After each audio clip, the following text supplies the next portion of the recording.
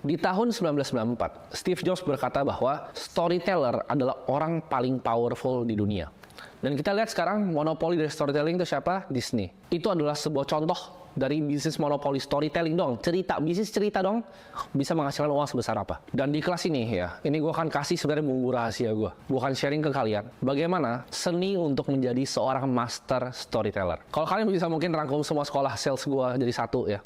Semua kurikulum ini jadi satu. Ini adalah yang terpenting yang kalian harus belajar. How to be the greatest storyteller. Sebuah cerita atau story itu powerful. Mereka bisa mengeluarkan emosi orang. Mereka bisa persuasi seorang. Bahkan cerita tuh bisa bikin revolusi. Mereka bisa bangkitkan orang dari keterpurukan. Mereka bisa dorong orang untuk beli barang.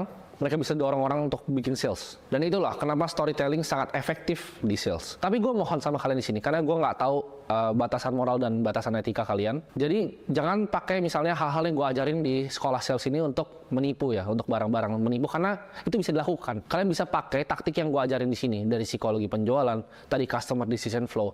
Apalagi kalian gabungkan dengan storytelling. Kalian jualan produk yang ibaratnya produk gak benar pun, seperti misalnya kalian percaya nih bahwa pelangsing itu nggak ada, kalian bisa pakai untuk jualan pelangsing, kalian bisa pakai untuk jualan produk yang lain. Tapi gue mohon di sini untuk nggak dilakukan hal seperti itu ya. Kita harus punya sebagai manusia batasan moral sendiri, karena ini berbahaya kalau kalian pakai untuk hal yang nggak benar, seperti promosi judi dan lain-lain. Ketika lu melakukan sebuah storytelling, itu bukan ibarat lu menjual produk atau jasa. Lu bantu orang untuk melihat bahwa produk dan jasa ini bisa membantu hidup mereka. Cerita-cerita terbaik atau storytelling yang terbaik itu gampang dikenang dan punya lasting efek yang panjang di otak sebuah manusia. Kita itu dilahirkan untuk menerima cerita. Dari kecil kita dikasih dongeng sama orang tua kita. Kita nonton film, kita baca buku, itu semua format dari cerita atau storytelling. Contoh storytelling terbaik dalam sejarah dunia itu satu brand sepatu namanya Nike. Kalau kita lihat semua brand dia itu revolves around storytelling. Apa sih sebenarnya Nike jual? Itu dia jual adalah komoditas, sepatu. Lu bayangin dia tuh jualan sepatu. Tapi lu pernah nggak lihat dia iklan seperti ini? Sole gua lebih bagus dibanding solnya Reebok. Sole gua lebih bagus dari solnya Puma. Gua lebih bagus di sini, lebih efisien di sini dibanding Adidas. Nggak pernah sama sekali. Dia itu jualan komoditas sebuah sepatu dan dia tahu dia jualan sebuah komoditas. Yang dia jual apa? Adalah asosiasi, perasaan, feeling bahwa kalau gue pakai Nike gue adalah orang yang hebat, gue orang yang berbeda. Kalau gue pakai Nike ya gue diasosiasikan dengan Michael Jordan, gue jadi atlet yang hebat seperti dia. Itulah yang Nike jual. Sama seperti gue bilang tadi, kita pergi nonton film tuh buat apa sih sebenarnya? Kita baca buku Harry Potter, baca buku Lord of the Rings, itu buat apa fungsinya? Karena kita suka cerita. Dan so kita nonton film-film seperti Game of Thrones, karena itu cerita. Karena itu sebuah cerita, storytelling yang baik. Semua politisi yang kalian lihat di dunia ini adalah sebuah storyteller yang expert. Cerita yang baik adalah cerita yang relevan ke audiensnya, personal, dan juga engaging. Contoh storytelling yang barusan gue lakukan di kelas sebelumnya, itu adalah story personal yang gue pengen punya sendiri gitu. Tapi begitu di saat keluar dari mulut gue cerita bahwa pengalaman jualan gue jualan orang di apartemen studio, apa yang kalian pikirkan? Karena sebagai seperti film di kepala kalian. Ada gue, ada orangnya, itu ada ibu bapaknya, kira-kira studionya lagi kosong, seperti apa. Sebagai film yang terputar di kepala kalian, itu adalah kemampuan dari storytelling. Itu adalah skill dalam melakukan sebuah storytelling. Kalau kalian anggap nih, audiens kalian itu adalah sebuah kanvas, anggaplah cerita atau storytelling yang keluar dari mulut kalian itu adalah sebuah kuas yang sedang melukis di atas kanvas otak kalian. Jadi sama seperti gue tadi storytelling, kalian bisa bayangin tuh, kalian dapat pelajaran yang lebih jelas. Nah itu adalah contoh. Storytelling dari cerita personal bisa dipakai untuk ngajarin kalian menjadi sales yang lebih baik. Storytelling bisa dilakukan untuk mengajar orang, untuk mereka bisa lebih mengerti sebuah materi. Kenapa guru itu nggak bisa ngajarin kalian secara detail tentang accounting? Karena mereka nggak tahu konsep dari storytelling ini. Orang yang ngerti konsep dari storytelling, itu mereka bisa bikin cerita yang menarik untuk orang gampang mengerti. Percayalah, kalian kuasain skill dari storytelling ini. Bahkan gua dan Steve Jobs pun percaya kalian bisa kuasain dunia ini. Apple itu nggak cuma jualan komputer, tapi mereka menghargai, mereka menghormati orang yang mencoba untuk membuat sesuatu yang berbeda. Makanya campaign mereka yang paling terkenal adalah Apple Think Different. Mereka menghormati orang-orang yang berpikir berbeda. Cara terbaik menceritakan sebuah naratif adalah dengan transparansi dan authenticity. Orang suka semua cerita zero to hero. Kita contoh misalnya cerita Lo Keng Hong ya, investor di Bursa Efek Indonesia. Dia itu a master storyteller ya. Kalian mungkin kira dia investor saham, tapi dia adalah seorang master storyteller. Dia cerita bahwa dia dulu seorang office boy, pernah tinggal di kamar 3x4. Orang semua suka cerita zero to hero. Sekarang dia jadi triliuner di Bursa Efek Indonesia, semuanya berkat dari saham. Itu cerita yang mendongeng di semua ya kalangan investor pasar modal Indonesia. Semua orang, gue bisa. Kalau dia bisa, gue juga bisa. Itu the power of storytelling. Bisa merangsang orang, bisa mengeluarkan emosi dari orang. Dia aja seorang office boy bisa, masa gue nggak bisa? Ya itu kemampuan dari storytelling. Nah tapi pertanyaan kalian mungkin gimana caranya? How? Ya, bagaimana caranya saya bisa menceritakan story yang menarik? Gue percaya bahwa storytelling itu powerful. Tapi pertanyaan gimana caranya gue bisa jadi sebuah master storyteller? Di sini gue akan break down formula yang dipakai sama film Hollywood. Kenapa? Karena menurut gue nggak ada better storyteller dibanding orang yang bikin film-film Hollywood. Semua buku ya, semua film yang kalian pernah nonton ya, yang menang berbagai macam Oscar Awards dan lain-lain ya, Academy Award winning film, semuanya sama, 3 konsepnya, fundamental cuma 3. Pertama adalah setup, yang kedua adalah konflik, dan yang ketiga resolusi. Lu master 3 ini ya, lu tahu struktur 3 ini, lu bisa masukin ke semua film.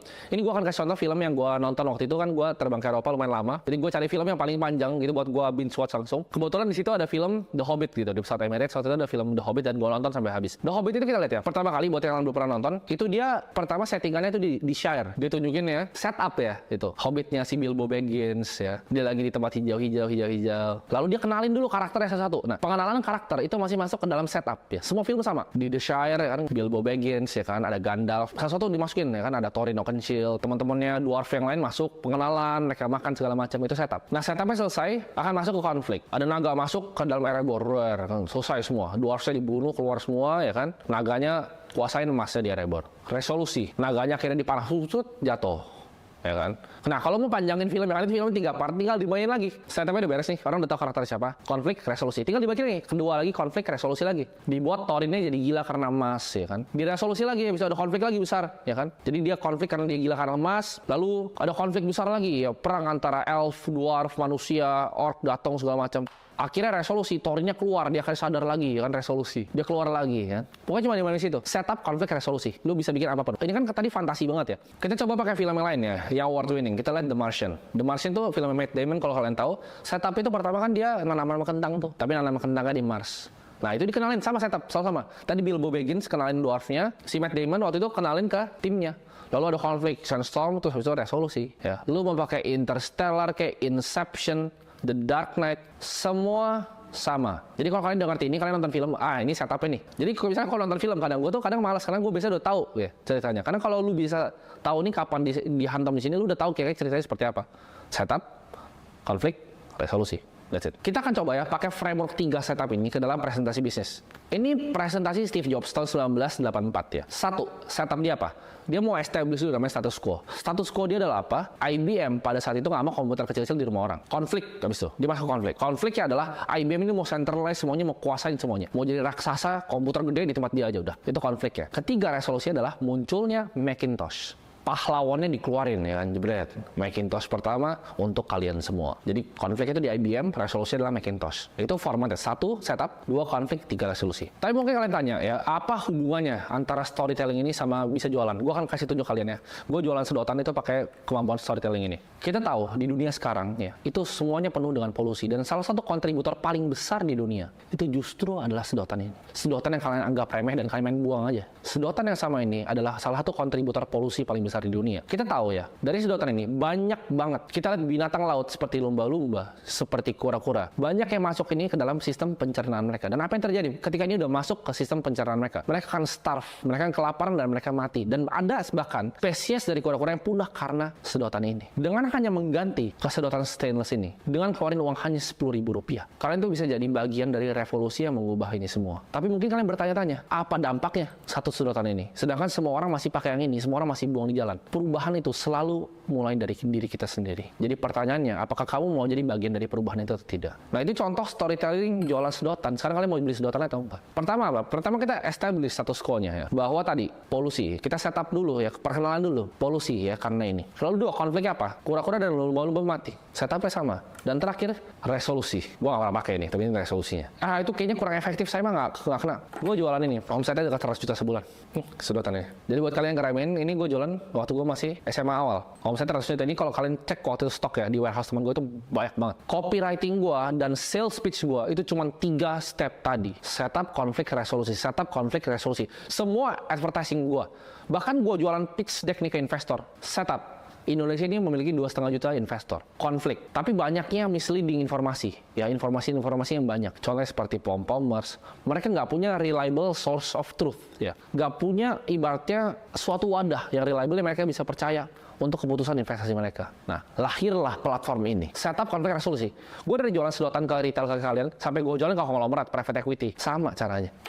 The art of storytelling. And that's, teman-teman semua, is the power of storytelling.